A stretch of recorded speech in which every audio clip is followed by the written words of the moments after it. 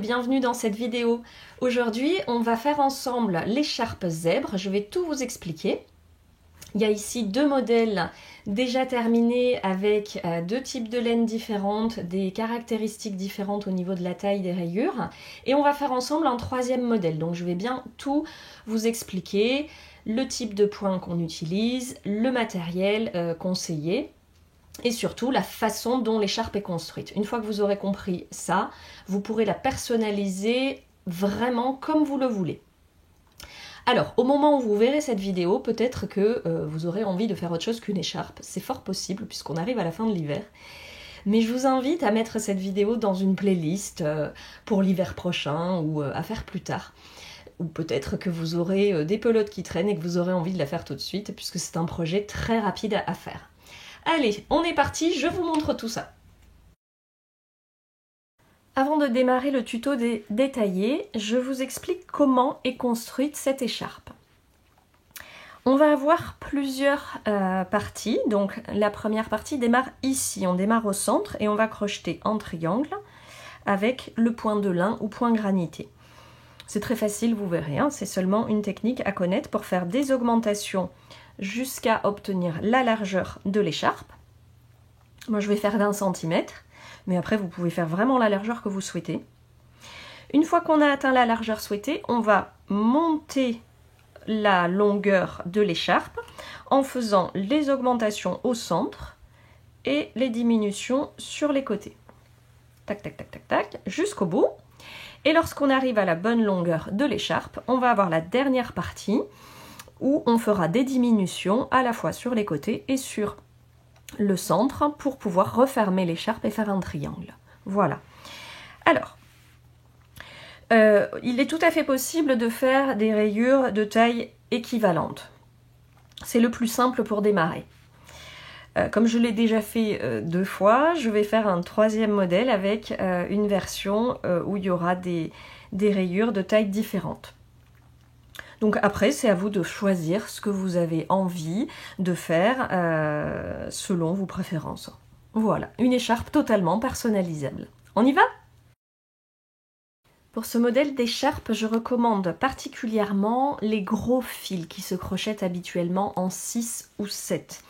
Là, pour le modèle que nous allons faire ensemble, je vais utiliser la laine Atlas et un crochet numéro 6.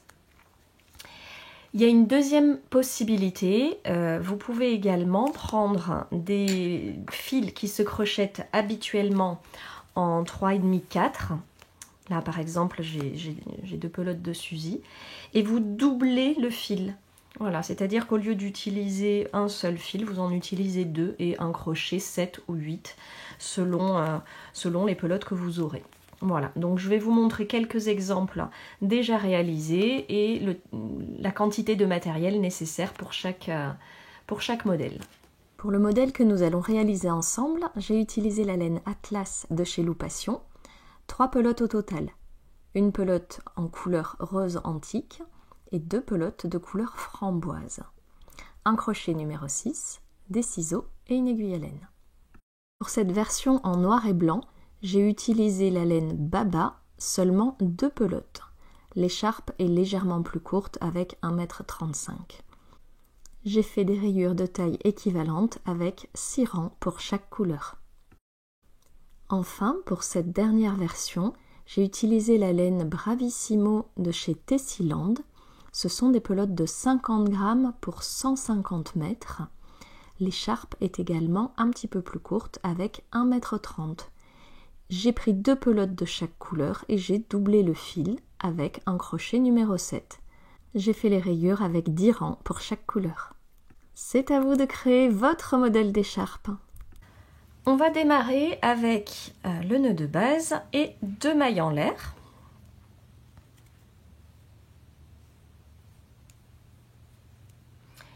Et dans la première maille, je reviens dans la première maille, je fais une maille serrée,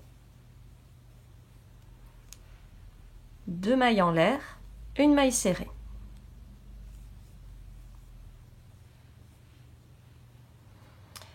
Ensuite, pour le deuxième rang, une maille en l'air, je retourne. Dans la première maille, je reviens et je pique pour faire une maille serrée, une maille en l'air.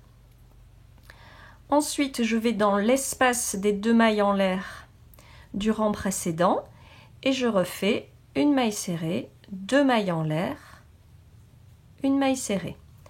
En fait, ça sera l'augmentation au niveau de la pointe de l'écharpe. Je vous remontre. Voilà. Ici, au centre, on aura une maille serrée, 2 mailles en l'air, une maille serrée. Donc ensuite, je continue mon point avec une maille en l'air et je vais dans la dernière maille du rang et je fais une maille serrée. Alors, elle est bien là. Voilà. Alors, pour le moment, on ne voit pas très bien, mais vous verrez qu'au fur et à mesure des rangs, ça devient de plus en plus facile. Alors, on continue. Exactement de la même façon. Une maille en l'air, je retourne. Dans la première maille serrée, je fais une maille serrée et une maille en l'air. Et ensuite, eh bien, je vais dans chaque espace de maille en l'air pour faire une maille serrée, une maille en l'air, jusqu'à arriver à la pointe. Donc là, on y arrive forcément très vite, où je fais une maille serrée, 2 mailles en l'air et une maille serrée au même endroit. Une maille en l'air. Dans l'espace de maille en l'air, la maille serrée, une maille en l'air et la maille serrée à la fin. Voilà, donc vous reconnaissez le point de lin au point granité où on fait une maille serrée dans l'espace de la maille en l'air et une maille en l'air pour séparer. Alors je vais continuer pour faire 6 rangs avec la couleur rose foncé, rose framboise, et je changerai de couleur pour faire la suite. Donc je continue exactement de la même façon.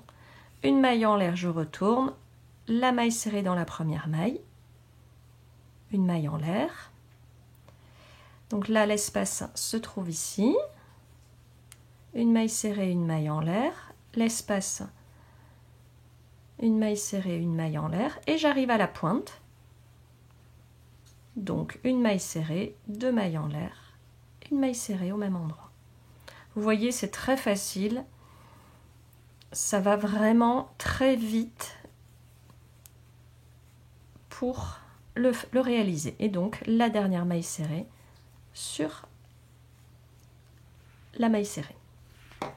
Là, ça y est, vous voyez bien déjà la pointe qui commence à se former. Donc on va continuer comme ça.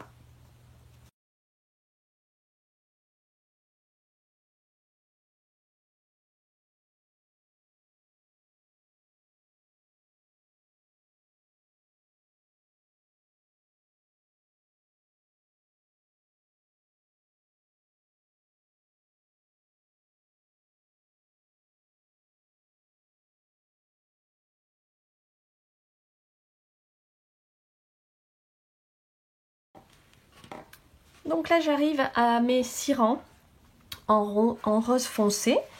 Je garde mon mètre ruban pas loin, hein, comme ça je vérifie quelle est la largeur de mon ouvrage, puisque là, donc je vous le remontre, on a démarré ici, c'est le point de départ ici. Donc je viens vérifier la largeur de mon écharpe. Lorsque je serai à 20 cm, je pourrai commencer les diminutions sur les côtés. Mais là pour le moment, on est seulement à 15-14 cm, donc je vais changer de couleur et faire 3 rangs en rose clair. Donc pour changer de couleur, du coup, je vais défaire la dernière maille serrée parce que je vais la terminer. Donc je pique, je ramène mon fil et je viens terminer ma maille serrée avec la deuxième couleur.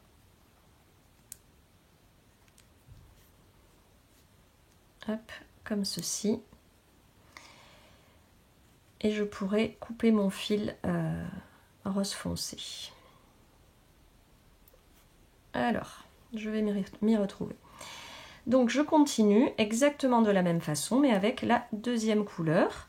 Et là, vous allez voir, ça se voit beaucoup mieux le type de point. Donc là, je viens repiquer dans la première maille serrée du rang. Une maille serrée, une maille en l'air.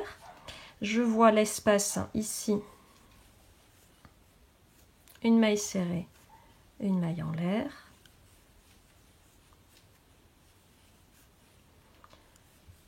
Là, avec le changement de couleur, vous voyez bien mieux les espaces entre les mailles serrées.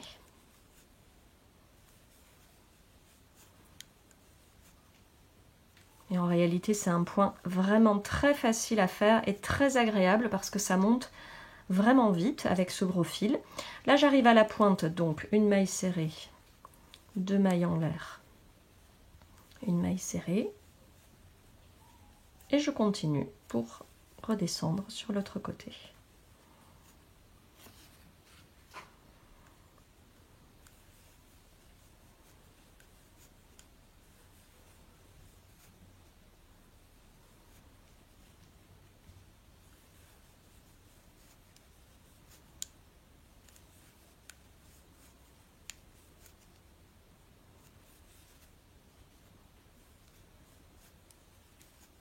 Maille en l'air, et dans la dernière maille serrée, je n'oublie pas de faire ma maille serrée, puisque c'est ce qui amène cette augmentation. Donc vous voyez, on voit bien là le changement de couleur. Alors je vais le faire maintenant. Le rose foncé, je coupe le fil. Alors pas trop long, mais pas trop court quand même, parce qu'il faudra bien le cacher. Et là, à ce niveau-là, je vais venir faire un nœud pour éviter que ça ne se défasse. Voilà, faut pas hésiter à serrer un petit peu. Ensuite, on cachera les fils. C'est le seul petit inconvénient de ce modèle, il y a des fils à cacher à la fin. Voilà.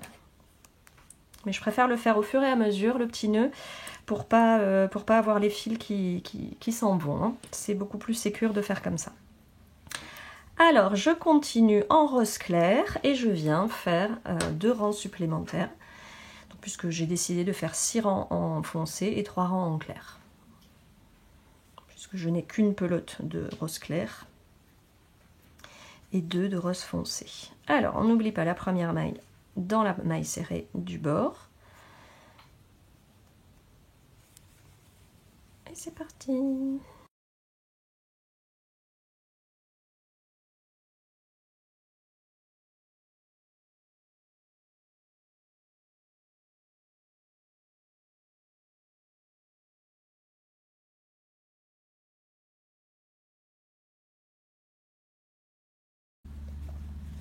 Donc j'arrive à la dernière maille en rose clair, donc je pique, je ramène le fil et je termine mon point, avec la couleur framboise pour démarrer le nouveau rang.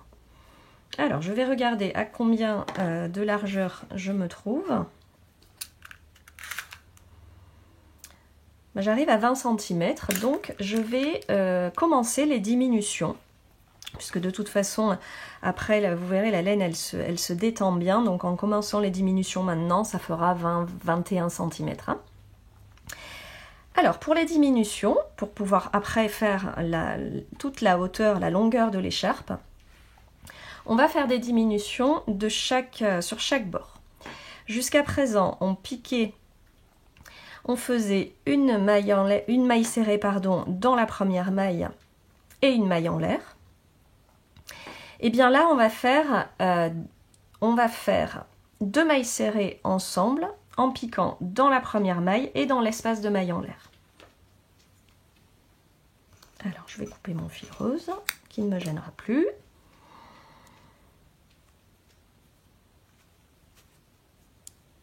Donc, je démarre comme d'habitude avec une maille en l'air.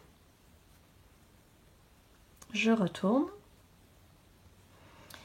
Je pique dans la première maille serré, je ramène, je pique dans l'espace de maille en l'air et je ramène. Et lorsque j'ai mes 3 boucles sur le crochet, je termine ma maille serrée. Donc ça sera notre diminution en début de rang et en fin de rang. Et c'est ce qui va permettre à l'écharpe de monter dans la longueur. Donc ensuite, je continue mon point granité comme d'habitude. Une maille en l'air, une maille serrée, la maille serrée se faisant dans chaque maille en l'air du rang précédent. Maille serrée, maille en l'air, maille serrée, maille en l'air, jusqu'à la pointe au centre.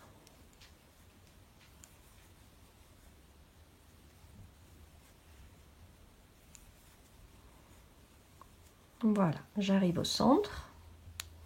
Et là, je continue comme d'habitude, une maille serrée, 2 mailles en l'air, une maille serrée. Donc là, je vais continuer à faire les augmentations au niveau du centre, au niveau de la pointe. Je reviens avec mon point granité jusqu'à la dernière maille en l'air du rang précédent.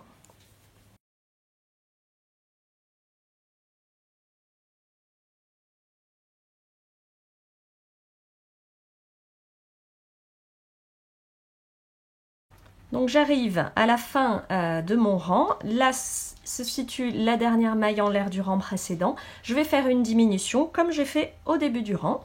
Je pique dans l'espace, je ramène le fil. Je pique dans la dernière maille serrée du rang précédent, je ramène le fil et quand j'ai mes 3 boucles, je termine ma maille serrée. Donc j'ai fait une diminution à la fin du rang, comme ceci. On va faire quelques rangs ensemble pour que vous voyez comme les diminutions permettent de créer déjà la hauteur de l'écharpe. Et ensuite, il faudra répéter ce processus jusqu'à avoir la longueur souhaitée. Allez, donc ma maille en l'air de départ, je retourne. Donc je pique dans la première maille que je viens de créer, je ramène. Je pique dans l'espace, je ramène le fil et je fais passer mon fil à travers les 3 boucles et j'ai continué à faire une diminution. Et après, mon point granité habituel pendant tout le rang.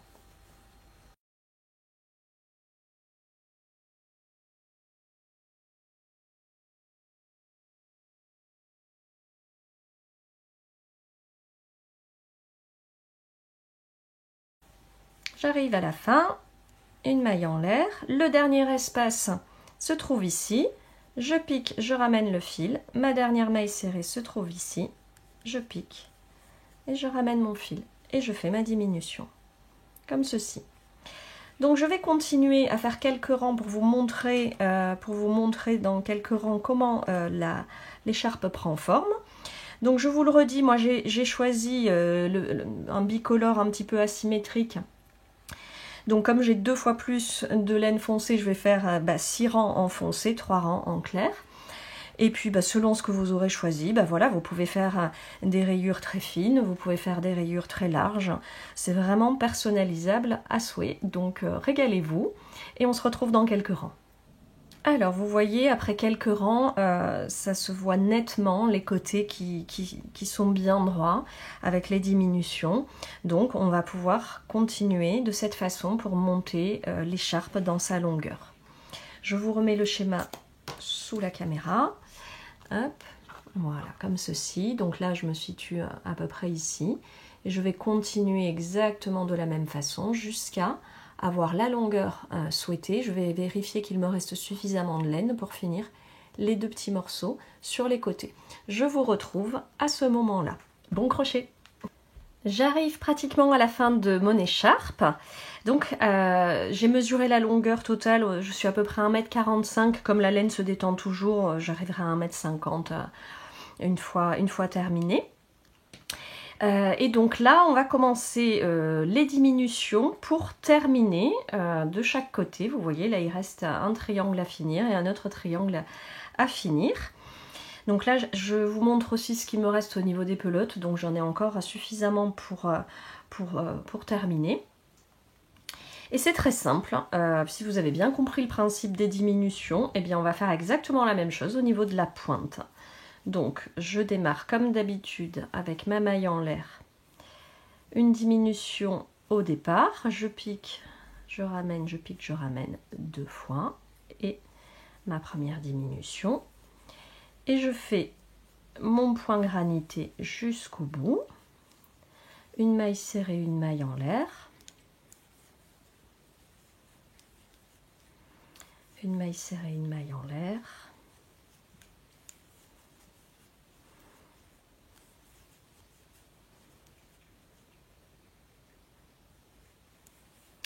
et là j'arrive à la dernière, dans le dernier espace, je pique, je ramène, je ne termine pas ma maille serrée et je fais la même chose dans le dernier espace au niveau de la pointe, je pique, je ramène et je ramène le fil à travers les 3 boucles pour faire ma diminution. Donc là je vais faire ça de ce côté et il faudra après que je reprenne l'autre côté de la même façon. Donc pour le moment je me concentre sur ce côté là, une maille en l'air, je pique, je ramène, je pique, je ramène et j'ai fait ma diminution du départ, une maille en l'air, maille serrée, maille en l'air, et donc au fur et à mesure vous aurez de moins en moins de mailles serrées sur la longueur évidemment, jusqu'à ce qu'on arrive à une seule. Donc on va le faire ensemble.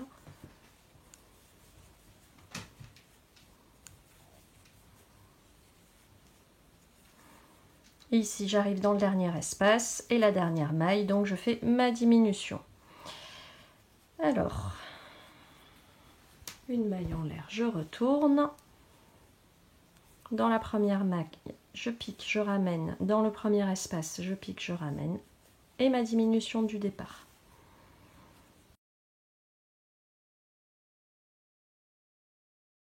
Et là, j'arrive dans le dernier espace. Et la dernière maille. Donc, j'ai piqué dans le dernier espace et la dernière maille pour faire ma diminution.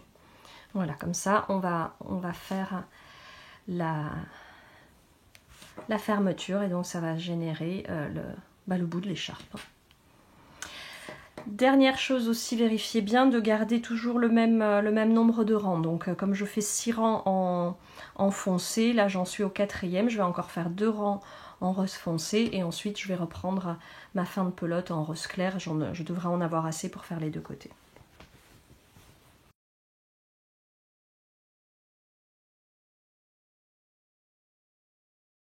Le dernier espace, la dernière maille et la diminution. Vous voyez, c'est vraiment un point qui va très vite, qui est très agréable à faire, moi je trouve. C'est un projet assez rapide.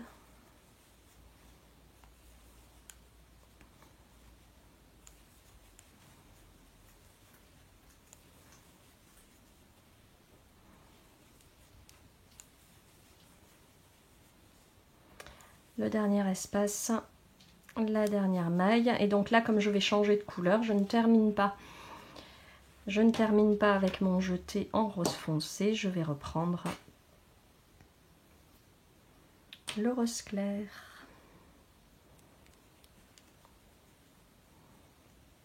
Comme ceci. Je viens piquer, couper, pardon.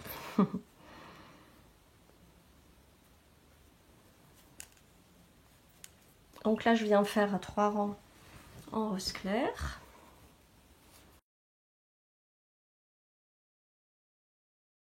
Dernier espace. Dernière maille pour faire la diminution. Une maille en l'air, je retourne.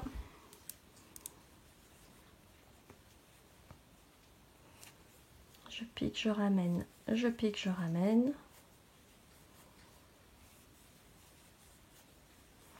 Et là, j'arrive déjà dans le dernier espace. Comme ceci. Et donc, finalement, je vais finir en rose clair, hein, puisque que ça fasse 3 ou 4 rangs, ça ne changera pas grand-chose. Je pique, je ramène pour la première diminution. Je fais une maille en l'air et j'arrive déjà à l'autre espace. Donc je pique, je ramène, je pique, je ramène et je fais ma diminution. Et pour terminer ce rang, il ne me reste qu'à faire une dernière maille en l'air. Et je vais faire une dernière diminution. Donc dans la première maille et dans la dernière maille. Voilà, comme ceci. Et la maille en l'air pour terminer. Et je coupe mon fil. Et donc je me retrouve avec un coin.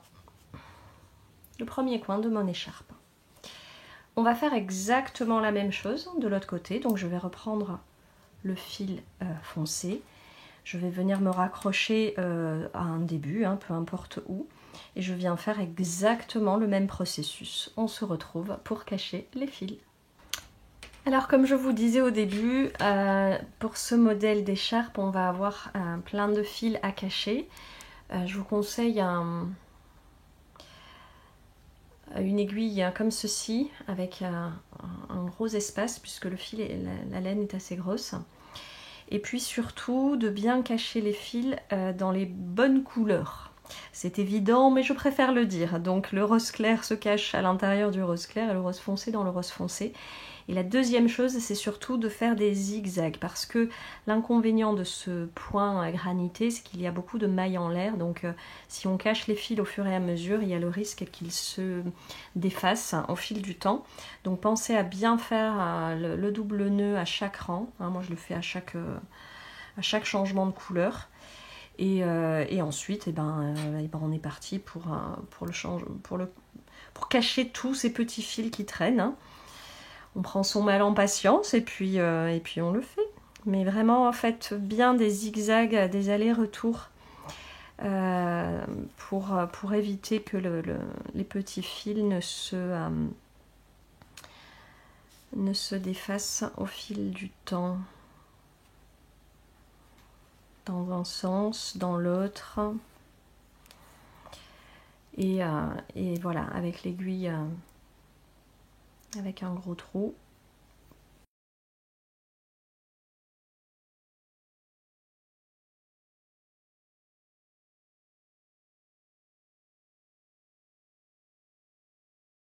Et voici notre écharpe terminée après avoir caché tous les fils.